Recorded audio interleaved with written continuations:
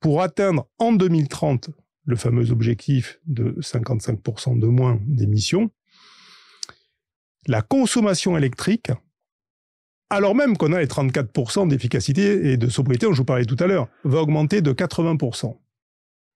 Et l'augmentation de la consommation électrique combinée au remplacement... Attendez, je vais vous faire répéter ça. Oui. Donc d'ici 2030, la consommation d'électricité en Oui. Europe va augmenter de 80%. Oui. Excusez-moi, mais ça me semble impossible, puisqu'on est confronté, on l'était confronté l'an dernier, et on est confronté éventuellement cet hiver à des risques de pénurie d'électricité en Europe. En tout cas, quand on a des consommations très importantes en hiver, si jamais on a un hiver froid, on n'est pas sûr que l'ensemble, on va dire, de la production des pays européens soit suffisante pour faire face à la demande. Et ça veut dire que d'ici 6 ans, il faut qu'on ait augmenté les capacités de production de 80%? Effectivement, ce que ça veut dire, c'est qu'il y a un très grand enjeu de développement des renouvelables en Europe. Alors, je vais vous le reformuler autrement.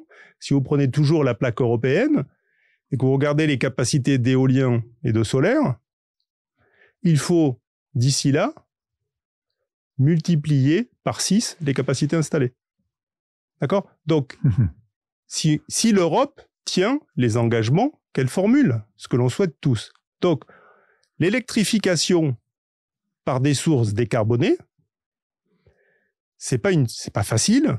Ça suppose, même si ça repose sur des technologies qui sont globalement matures, ça suppose une montée en puissance et une accélération considérable, ce qui d'ailleurs conduit le groupe Engie, en l'occurrence, à investir la majorité de ses capitaux de croissance sur le sujet du renouvelable électrique.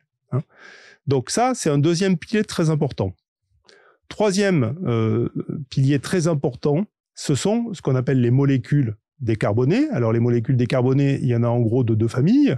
C'est d'une part la famille qui est issue de la biomasse, donc le biogaz.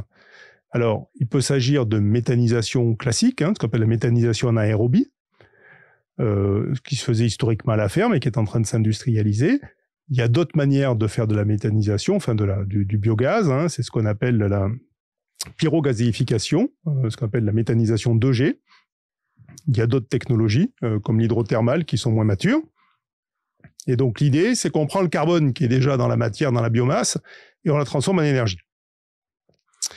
Deuxième famille de molécules décarbonées, l'hydrogène. Alors l'hydrogène, il est déjà consommé assez largement sur la planète. Pour des activités industrielles quasi essentiellement. 95 millions de tonnes, d'abord utilisées dans des processus industriels comme le raffinage en particulier, très utilisé aussi pour les engrais, pour fabriquer l'ammoniac qui sert à fabriquer les engrais. Aujourd'hui, cet hydrogène, il est produit à partir, pour l'essentiel, de vaporéformage de gaz naturel et parfois de gazéification de charbon, avec un bilan carbone très mauvais. Oui, on peut dire ça, c'est-à-dire à peu près 900 millions de tonnes de mémoire. 900 millions de tonnes, c'est les émissions de la France plus de l'Allemagne sur une année. Ça vous donne l'ordre de grandeur. Ça, c'est l'hydrogène aujourd'hui. D'accord ? L'intérêt de l'hydrogène, c'est qu'on peut le produire aussi à partir d'électricité décarbonée par électrolyse de l'eau. Ce qu'on appelle l'hydrogène vert. Décarboné, bas carbone. Voilà, quand il est produit à partir de renouvelables, ou de nucléaire, ou d'hydrolièque. Voilà, mais dans ces cas-là, il n'est pas vert, il y a encore d'une autre couleur. Il y a plein de couleurs de l'hydrogène, mais enfin, s'il est produit à partir de nucléaire, il est effectivement aussi bas carbone. En tout cas, ce qui importe, c'est que l'électricité soit bas carbone. Voilà, et c'est toujours le même processus qui consiste à électrolyser de l'eau, pour faire simple. Donc cet hydrogène-là, il est intéressant pour plusieurs raisons. Il est intéressant parce que déjà, il peut se substituer à l'hydrogène gris, parce que si on veut décarboner... Donc le gris, c'est celui qui est fabriqué avec le gaz et le charbon. Voilà, les 900 millions de tonnes d'équivalent CO2, il y a parce que dans ces applications-là, il faut bien comprendre qu'on ne peut pas substituer l'hydrogène. C'est-à-dire que dans les processus de raffinage, on est obligé d'avoir de l'hydrogène. Et pour fabriquer de l'ammoniac également. Également. Donc, de toute façon, le seul moyen, c'est de remplacer de l'hydrogène gris par de l'hydrogène vert.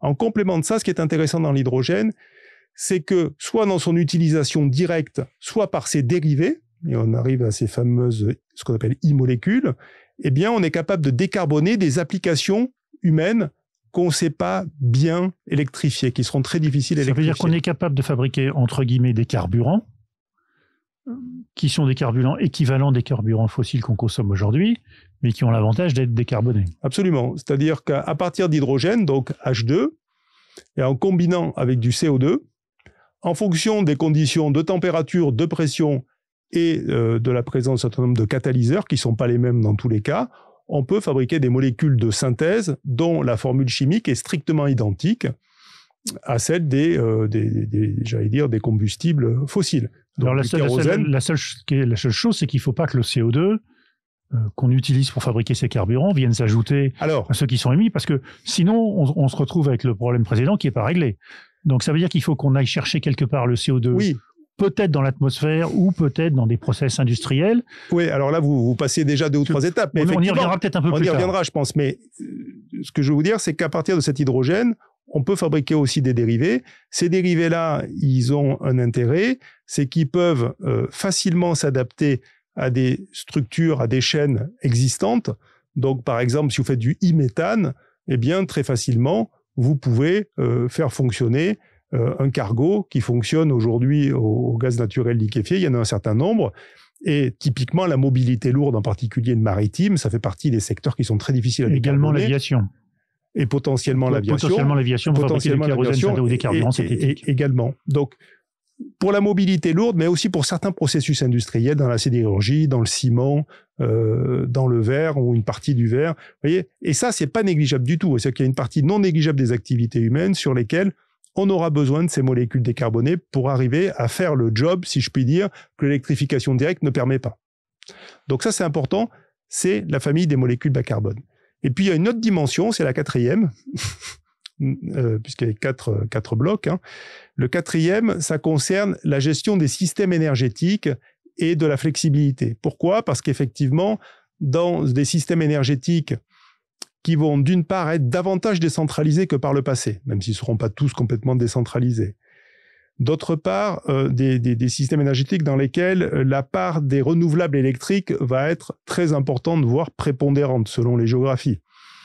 Eh bien, la gestion de l'intermittence et des équilibres entre l'offre et la demande va être tout à fait fondamentale. Hein, je rappelle que l'électricité, ça a beaucoup de charme, mais enfin, s'il n'y a pas un strict alignement à tout instant de la... Entre production et consommation, le système avec un déséquilibre dans un sens ou dans l'autre, le système tombe. Absolument.